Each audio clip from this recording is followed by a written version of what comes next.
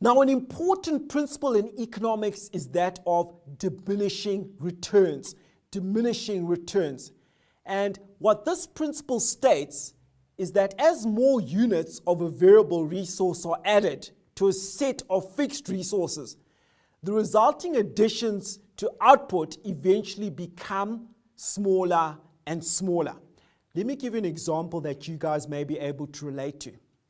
Let's say on Friday, after a hard week's work, you go to the pub and you order yourself an adult beverage, your favorite local beer, and you savor it down and you enjoy it.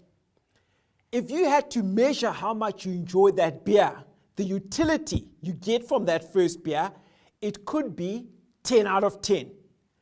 By the time you are finishing your sixth beer, you are not getting as much enjoyment from your sixth beer as your first beer. Yes, there's enjoyment, but it's no longer 10 utils, it might now be 5 or 6. There is a diminishing return based on every beer that you consume.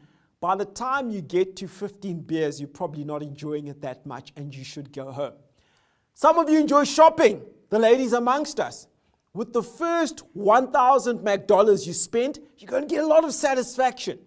By the time you're on the 20,000 McDonald's, you are getting some incremental satisfaction, but it's nowhere near as enjoyable as the first 1,000 that you spent.